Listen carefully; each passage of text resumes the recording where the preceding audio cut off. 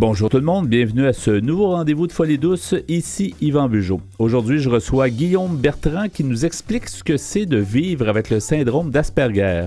À l'espresso et à l'espresso allongé, Pierre nous amène son sujet, les relations toxiques et les enfants. Notre collaboratrice Catherine Stassin est aussi des nôtres. Elle nous parle d'agriculteurs et de santé mentale. Bienvenue à Folie douce. Vous êtes branchés sur Folie douce. Soyez au courant des multiples thèmes de la santé émotionnelle. C'est avec joie que j'accueille notre invité, Guillaume Bertrand. Bonjour Guillaume. Bonjour Yvan. Bonjour, bienvenue à l'émission Folie douce. Je suis content de te recevoir parce que tu nous as contactés. C'est toujours intéressant de connaître nos auditeurs. Tu m'as contacté en fait en me disant que tu es un jeune homme quand même dans la trentaine qui a un syndrome d'Asperger. J'aimerais ça d'abord connaître ton histoire. Comment tu peux nous raconter un peu comment tu es arrivé finalement à l'âge que tu es aujourd'hui? Bien, c'est sûr qu'avec tout le parcours scolaire et personnel que j'ai connu, il y a eu énormément d'entourage autour de moi. Puis j'ai connu des embûches, de la persévérance, des difficultés. Mais toujours, j'allais chercher le beau côté de ces choses-là.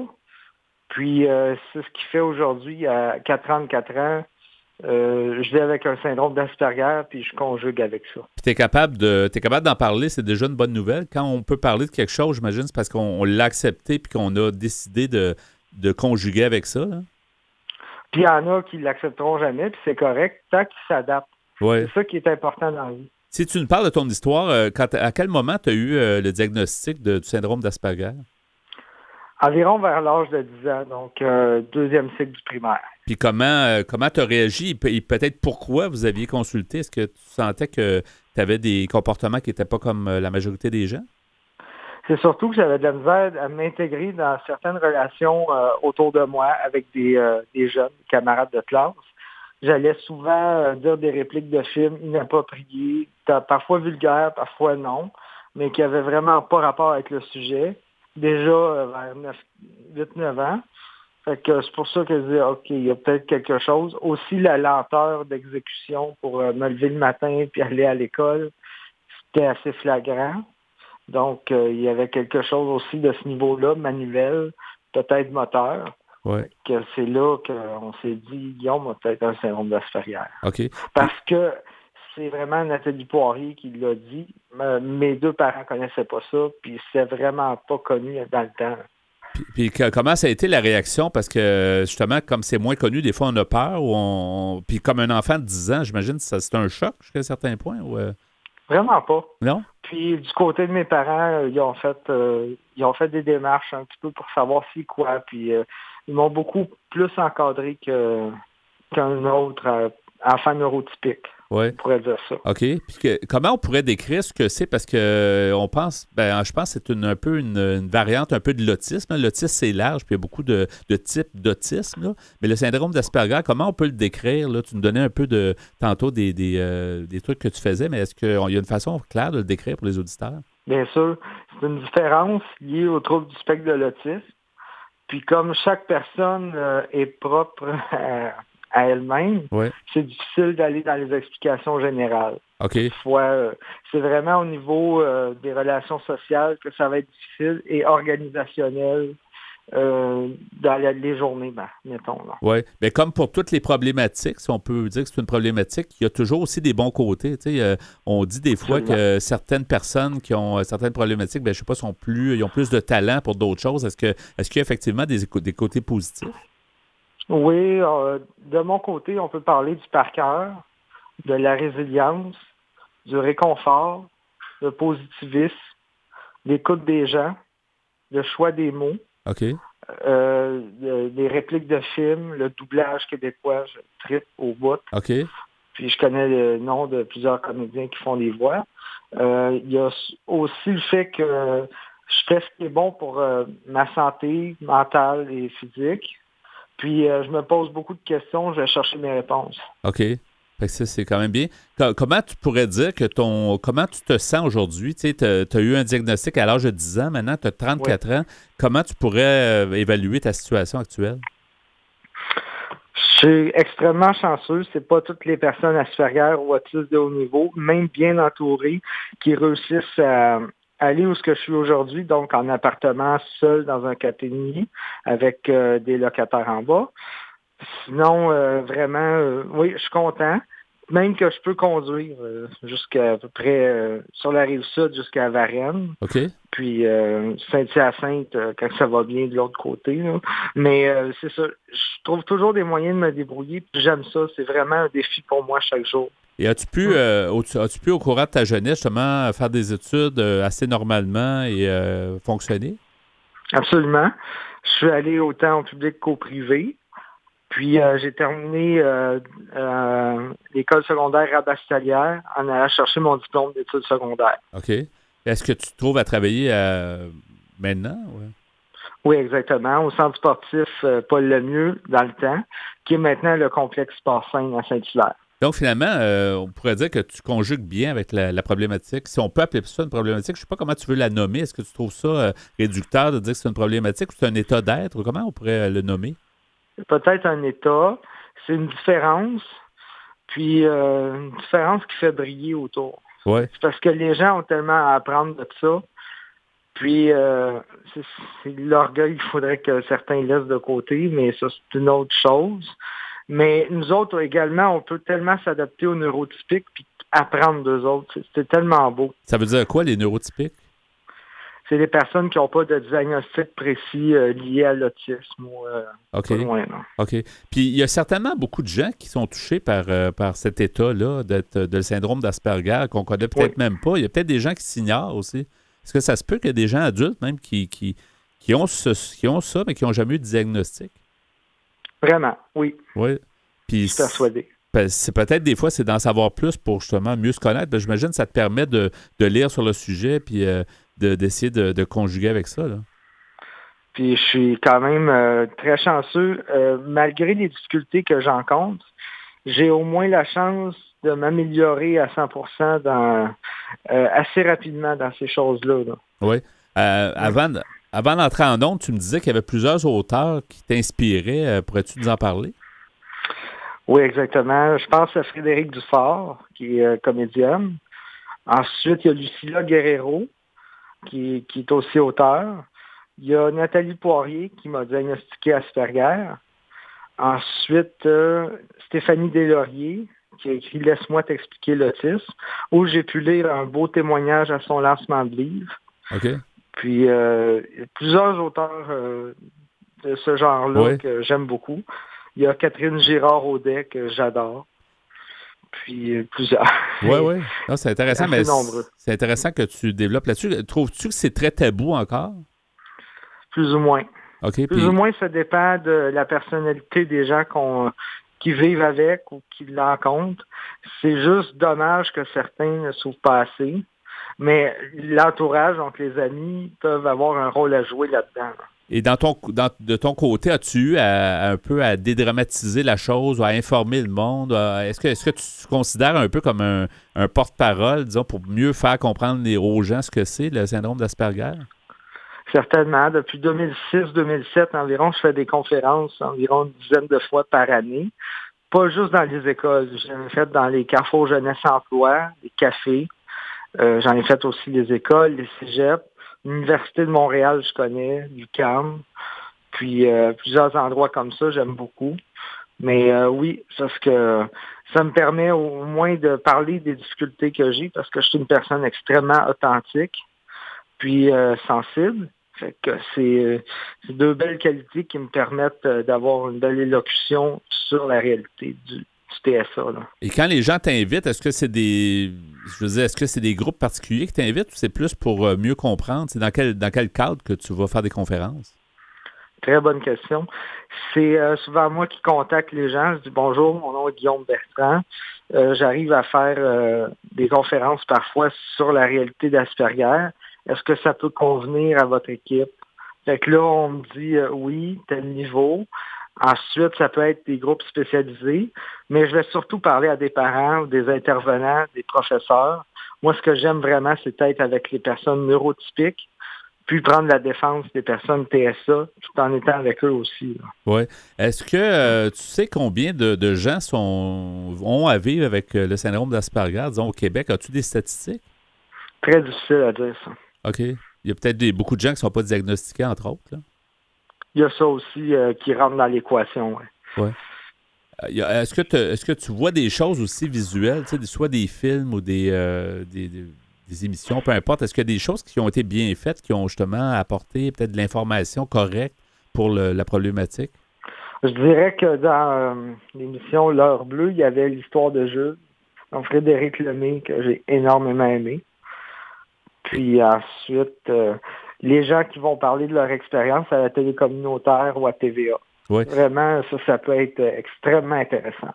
Ça passe par là, c'est ça, dans le fond. Ça passe par il faut en parler, puis c'est un peu ce que tu fais aujourd'hui à l'émission. Puis on apprécie que tu m'as contacté. Dans le fond, j'apprécie ça parce que c'est intéressant des fois de voir la vraie, la version, en fait, de la personne qui a à vivre avec un syndrome d'Asperger. Merci. Qu'est-ce que tu peux nous rajouter? Il nous reste peut-être une minute ou deux, Guillaume. Est-ce qu'il y a des messages que tu voudrais nous lancer ou certaines informations que tu voudrais nous donner? Oui, si des gens écoutent puis qui aimeraient m'inviter à une émission de télévision, à l'occasion, je le fais. Je suis déjà passé à quelques émissions, dont 2 filles le matin et Autiste maintenant majeur. OK. Puis, si je peux en parler, ça va me faire plaisir. Je me suis adapté également à la réalité virtuelle qui est Zoom ou Teams. Ça ne me dérange pas du tout. Ça me fait même plaisir. Puis, des appels téléphoniques, des articles de journaux. Puis, je trouverai un arrangement avec mon travail pour voir si ça cadre. Sinon, on trouvera une autre façon. Là. Je suis prêt à faire des compromis pour pouvoir partager mon expérience, donner de l'espoir. Donc, ça tombe, tu t'es donné un peu une mission, tu sais, dans le fond, depuis quelques années, en faisant soit des conférences ou des entrevues comme ça pour mieux faire connaître, parce qu'effectivement, il y a peut-être un manque d'informations. On ne connaît peut-être pas tant que ça le syndrome d'Asperger, qui est un peu une variante de l'autisme, comme on disait tantôt. Oui, puis c'est tellement variable, justement, d'une personne à l'autre que c'est vraiment difficile d'aller dans les explications claires. Mais les dénominateurs communs, c'est surtout au niveau des relations. Mais encore là, les personnes Asperger ou autistes de haut niveau peuvent s'intégrer. C'est juste que les gens puissent changer leurs mots aussi. Les maudites expressions qu'on entend trop souvent, comme c'est la vie ou des choses comme ça, ouais. Ça aide pas la personne TSA ou ça à comprendre les nuances. Puis même en personne neurotypique, je vois des malaises. Oui, il faut peser nos mots, dans le fond, il faut faire attention, un peu comme on disait tantôt, dans le fond, il faut conjuguer avec. C'est important, les bons mots pour indiquer les bonnes choses. Oui, surtout quand le travail est parfois exigeant ou parfois ambigu, mais c'est là qu'est l'importance de bien montrer au début, puis de demander à la personne différente de faire des liens dans sa tête. Bon, va me chercher la guenille. Bon, ben, c'est juste à côté de telle chose. Ouais. Puis à côté de telle chose, ben, ça me fait penser à une réplique de film, quelque chose comme ça. Ouais. C'est vraiment d'amener la personne qui a vraiment des intérêts restreints, Asperger, à faire des liens. Mais encore là, moi, j'étais chanceux. Les intérêts, oui, sont restreints parce que du doublage, tennis, volleyball, mais c'est juste que je suis capable de m'ouvrir à bien d'autres choses. Puis je suis toujours content d'apprendre. C'est l'amour de l'apprentissage qui est une de mes forces, puis de mes passions également. Parfait. Merci beaucoup, Guillaume. C'était fort intéressant. C'est déjà terminé, Guillaume Bertrand. Donc, merci d'avoir livré ce témoignage-là. Puis je te souhaite la meilleure chance pour la suite. Puis ça a été un plaisir de te parler à Folie douce. Merci beaucoup de m'avoir reçu. Merci. À la prochaine. Bye. Bye.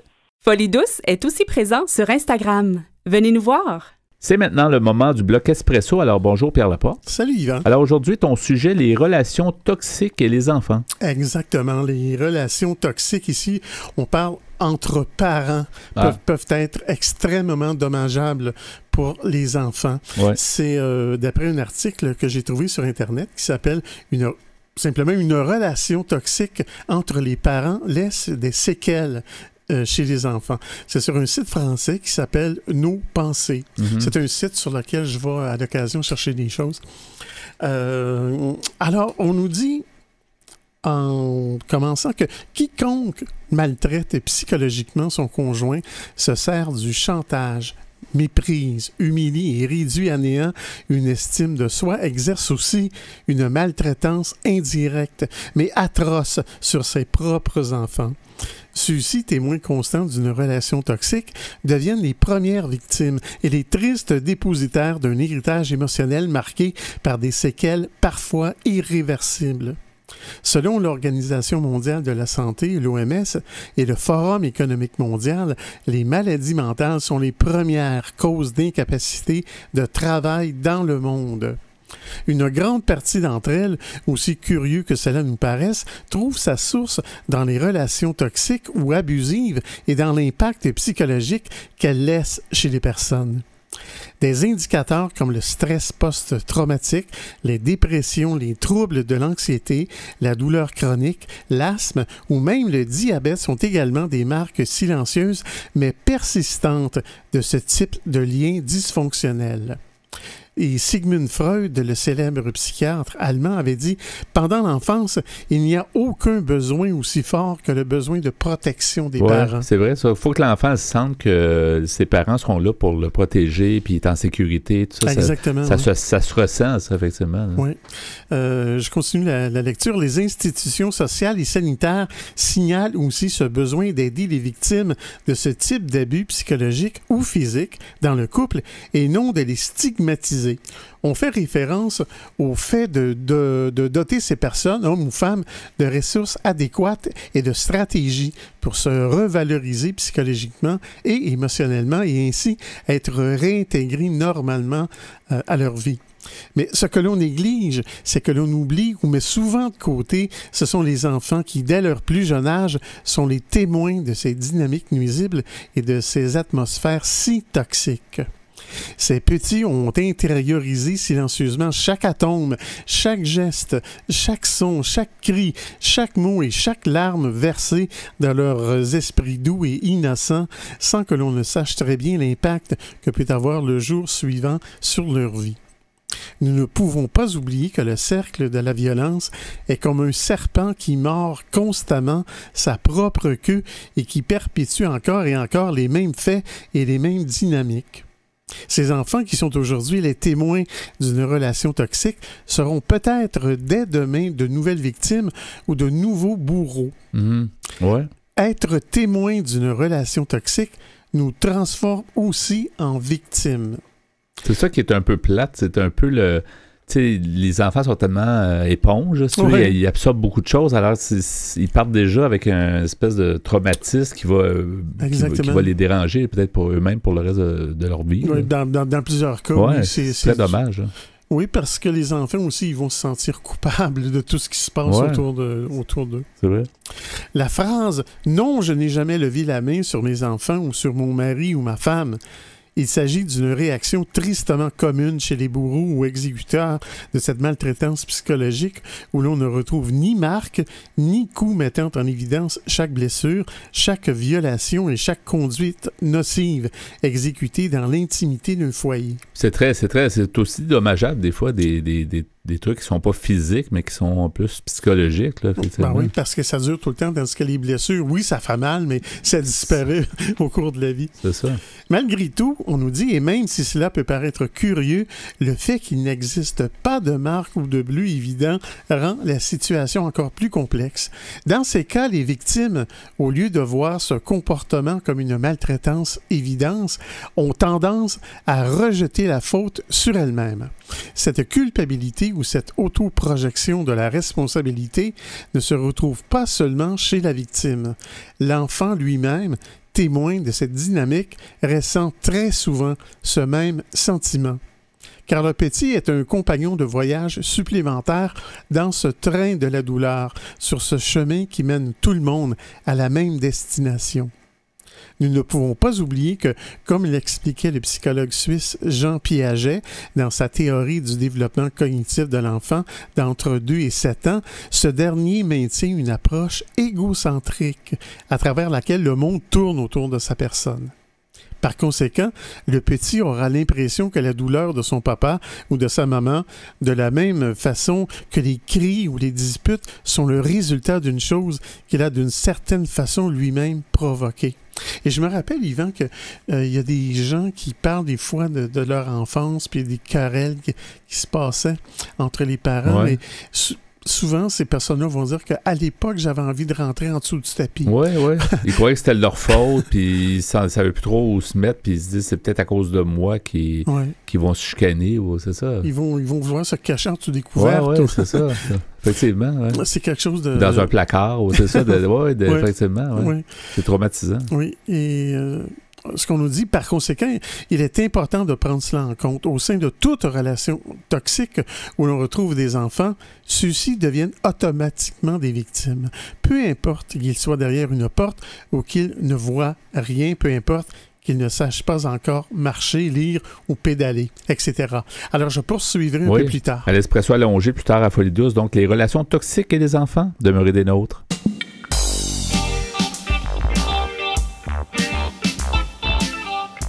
À venir dans l'émission, notre collaboratrice Catherine Stassin propose sa chronique sur le sujet agriculteur et santé mentale. À l'Espresso allongé, Pierre Laporte poursuit avec les relations toxiques et les enfants.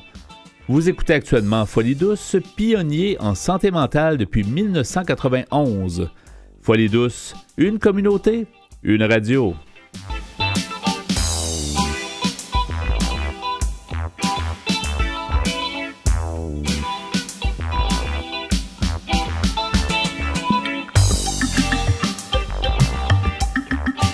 Laissons tomber nos préjugés et dépoussiérons le sujet de la santé mentale.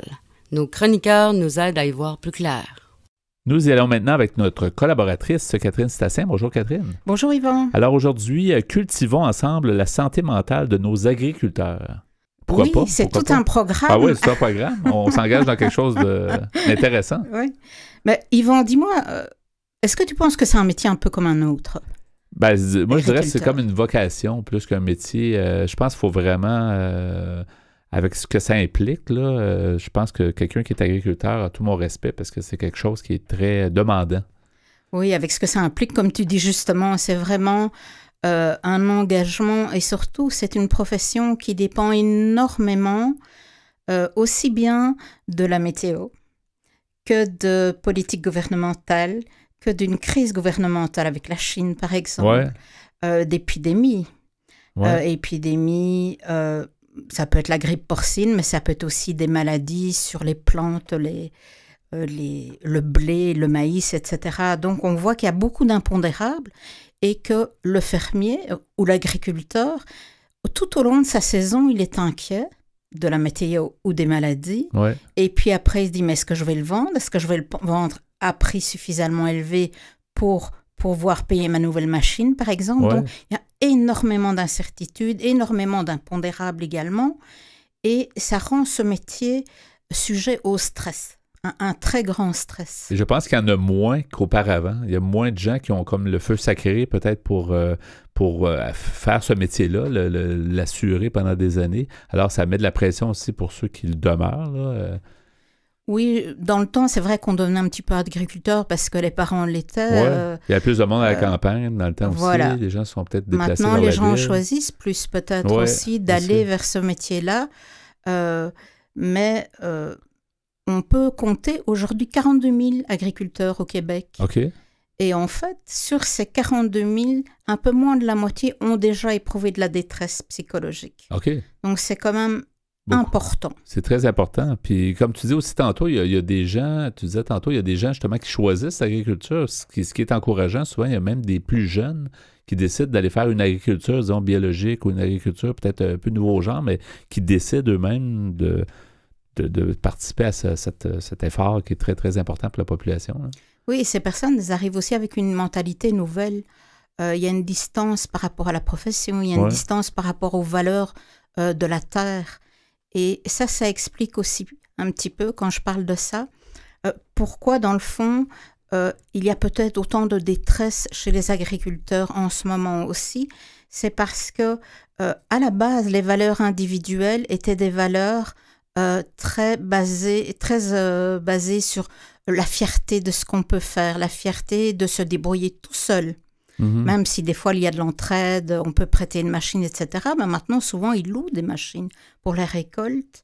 Donc, il y a des valeurs agraires qui sont vraiment un frein au développement de l'aide à l'agriculteur. C'est-à-dire que c'est très difficile d'aller les chercher, de leur apporter de l'aide.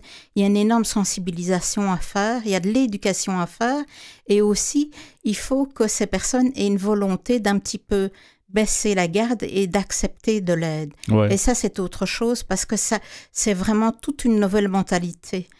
C'est une explication du pourquoi de la détresse et aussi peut-être du pourquoi, malheureusement, du taux de suicide qui est 2 à 3 fois plus élevé que dans la population générale au Québec. Et c'est beaucoup. Et même, le 46%, c'est beaucoup plus élevé que dans la population générale. Le 46% de gens qui ont connu la détresse psychologique, c'est quand même beaucoup, presque une personne sur 2. Là. Bien, c'est dû notamment à cette particularité des valeurs véhiculées par leurs ancêtres. Ouais. Et puis, ça peut être également peut-être dû à, on peut se poser la question en tout cas, est-ce que les services offerts pour le moment sont adaptés pour les agriculteurs? On peut se poser la question, est-ce qu'on leur offre ce qu'il faut? Est-ce qu'on leur offre ce qui leur permet de s'en sortir psychologiquement? Et là, on peut se poser énormément de questions. C'est pour ça qu'aujourd'hui, je vais un petit peu parler de services qui sont nouveaux et qui essayent d'aller au-devant des agriculteurs, qui ne sont pas juste des offres stationnaires, on va dire, où on les attend au CLSC ou ailleurs. Oui, mais vous pouvez venir. Mais rares sont les fermiers, les agriculteurs qui vont faire la démarche de venir spontanément sans avoir été démarchés eux-mêmes. Et d'une certaine façon, ils sont un peu isolés. Ils sont dans un milieu qui est rural, donc souvent à distance, ils ne sont pas dans un endroit où tout le monde est collé. La ferme, c'est assez grand quand même. C'est aussi une explication, en fait. Ils sont déjà isolés, donc finalement, c'est déjà s'ils ont beaucoup trop d'occupation, c'est peut-être difficile d'aller eux-mêmes faire des démarches pour avoir de l'aide. Là. Ils sont non seulement loin physiquement, mais en plus, ils ont énormément de travail. Donc pour eux, oh mais non, je ne veux pas prendre le temps pour ça c'est secondaire, etc. Ça va passer tomber dans le trou. C'est ça, exactement. Ouais. Donc là, il y a vraiment une difficulté pour aller le rejoindre. Et il y a une initiative extraordinaire qui fait que les intermédiaires qui vont chercher les agriculteurs sont appelés les travailleurs de rang. Ouais. Alors, c'est une profession où les gens sont formés évidemment au travail social, mais on leur demande en général d'avoir une bonne connaissance du milieu de l'agriculture, que ce soit en élevage ou en culture. Donc, ces personnes font des démarches. Qu'est-ce qu'elles font? Eh bien, elles vont passer leur journée à aller voir les agriculteurs, aller se présenter, expliquer ce qu'elles font. Laisser une carte, même si les personnes ne veulent pas spécialement leur parler, vont laisser une carte, vont laisser des coordonnées, peut-être qu'un jour ça peut servir. Ouais. Elles étendent ainsi aussi un réseau. Elles disent, mais voilà, j'ai parlé, si évidemment les agriculteurs en question sont d'accord, je suis en contact avec tel agriculteur déjà dans la communauté, vous pouvez également leur parler, etc. Vous pouvez me revenir, vous pouvez aussi aller vers l'offre officielle du gouvernement. Donc, ces travailleurs vont vraiment à la rencontre des agriculteurs. Ils n'attendent pas les agriculteurs à leur bureau en disant « bon, ils passent ou ils passent pas ». Non, ils se font connaître, ils vont au-devant. C'est pour ça qu'on les appelle travailleurs de rang, parce qu'ils vont vraiment les voir. En plus de ces fameux travailleurs de rang, il existe au Québec 1700 sentinelles. Alors, c'est quoi ces sentinelles? Vous avez peut-être déjà entendu parler des sentinelles pour lutter contre le suicide. Ouais. Alors, c'est la même chose. Il y a 1700 sentinelles dans le milieu agraire. Alors, ces gens-là, ils peuvent faire partie d'associations. Ça peut être des parents de fermiers, ça peut être des agriculteurs eux-mêmes qui sont ces sentinelles. Ils vont tisser un réseau et ils vont aller lancer peut-être des sonnettes d'alarme et tout de suite orienter les personnes vers les bons services. Mmh. Donc, ça permettra peut-être de ne pas attendre que ce soit trop tard. Donc, elles ont un rôle important, ces sentinelles. Elles sont formées chaque année. Il y a des formations spécifiques pour ces personnes qui sont des kidam dans les milieux. Et donc, c'est vraiment une partie fondamentale de la toile qui va aider à à ce que quand l'agriculteur tombe, entre guillemets, il soit rattrapé par cette toile, qui est faite ou des travailleurs, ou des sentinelles, ou les deux. Alors, on a encore aussi un autre type d'aide avec différents types d'associations. D'accord ? Il y a la très connue Au cœur des familles agricoles. C'est une association qui réussit, grâce à des subsides de l'État et des dons, à également payer des travailleurs de rang supplémentaires. Okay. Donc ça, c'est essentiel. Ils vont aller détecter les premiers signes de détresse. Ces travailleurs, ils vont vraiment être sensibles à donner des outils d'auto-évaluation aux agriculteurs. On peut parler aussi d'une dernière initiative très intéressante.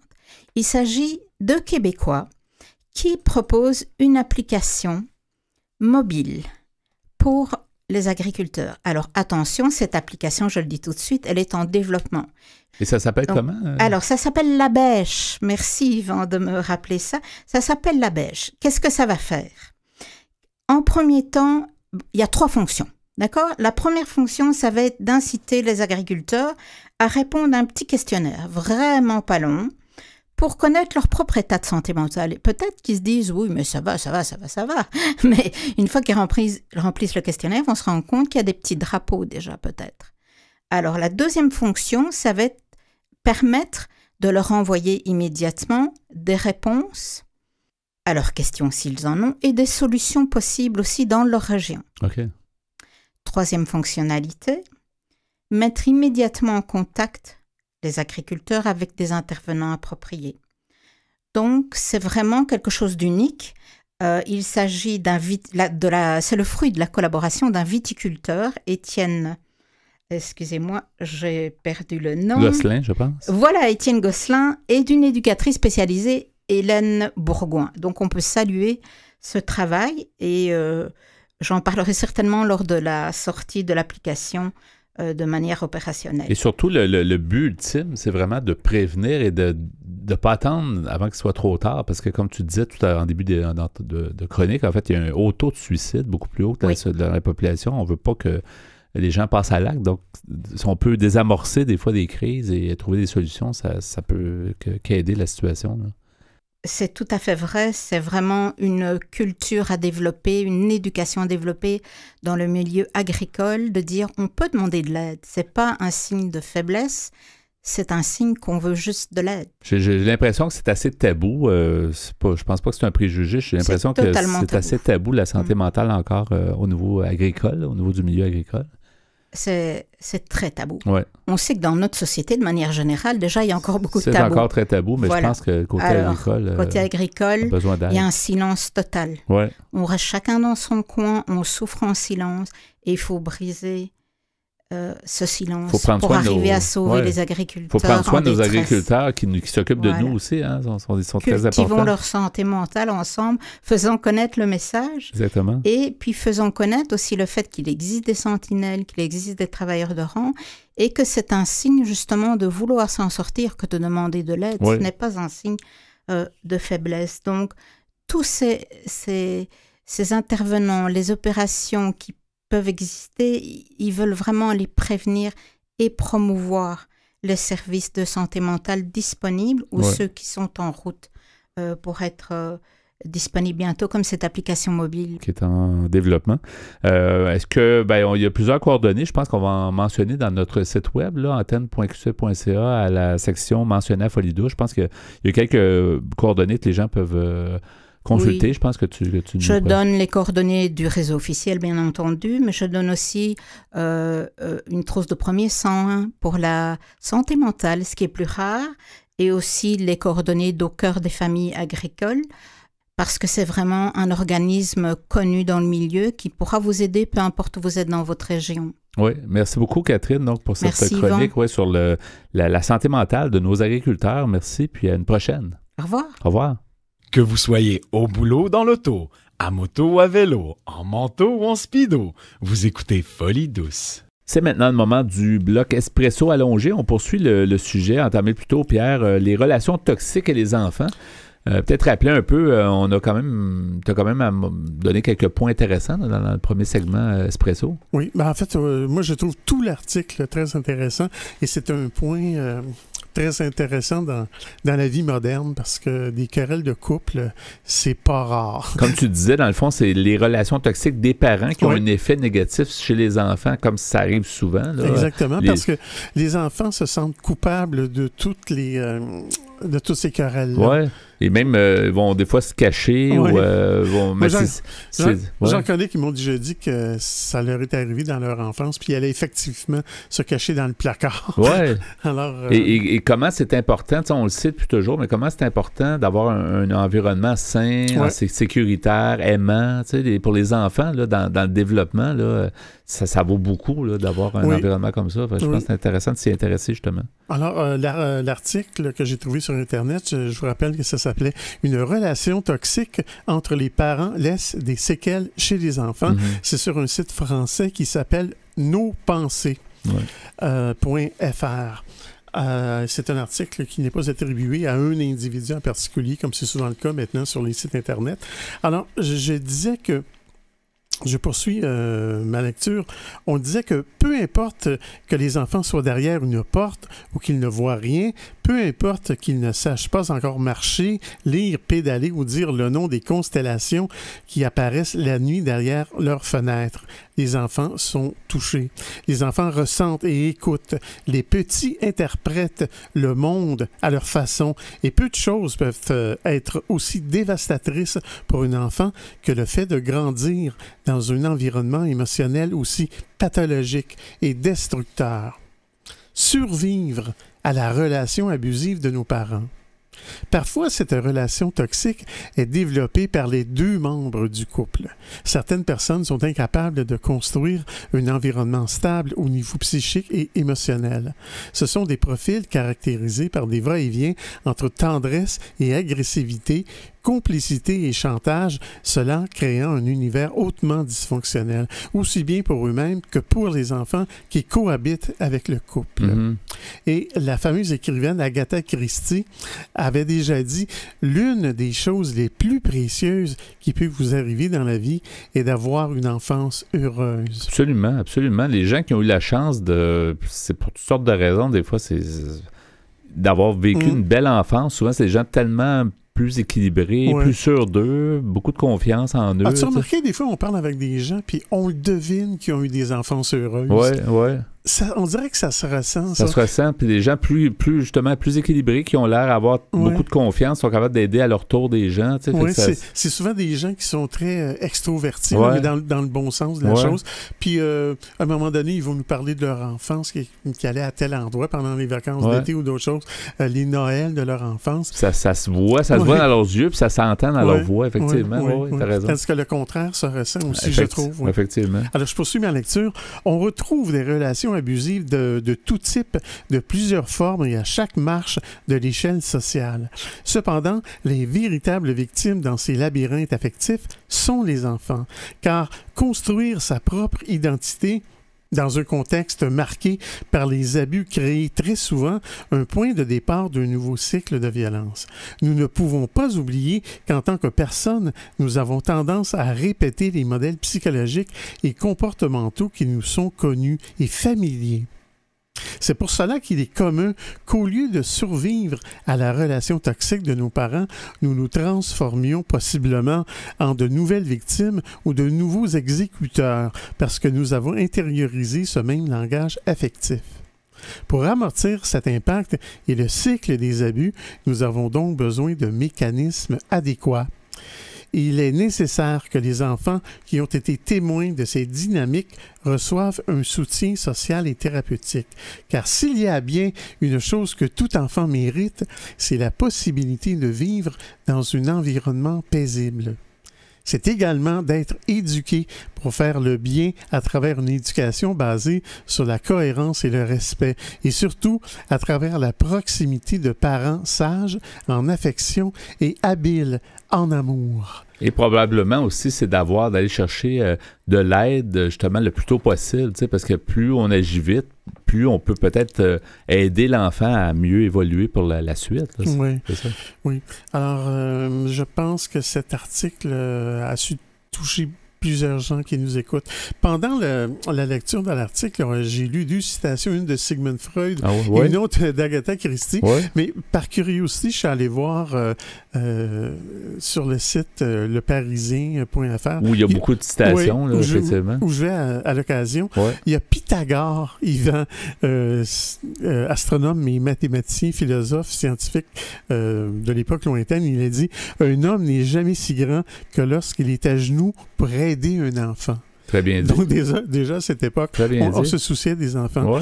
Il y a aussi Jean-Paul Sartre, qui était artiste, écrivain et philosophe français. Il avait dit « Il est beaucoup plus facile pour un philosophe d'expliquer un nouveau concept à un autre philosophe qu'à un enfant. » Pourquoi? Parce que l'enfant pose les vraies questions.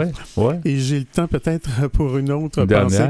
Oui, il y a Peter Ustinov, qui était cinéaste et artiste, acteur aussi. Il avait dit « Il se peut qu'un enfant unique soit gâté, non pas tant en cadeau qu'à cause du temps consacré à ses problèmes. Mais croyez-moi, il y a des moments où il souhaiterait avoir un frère ou une sœur pour essuyer les chocs avec lui. » C'est une belle façon de terminer. Merci beaucoup, Pierre. Des belles citations. Donc, le sujet, les relations toxiques et les enfants. Merci. Vous souhaitez écouter l'émission Folie douce au moment qui vous convient le mieux? Branchez-vous sur notre site web pour accéder à notre canal radio sur YouTube. antenne.qc.ca.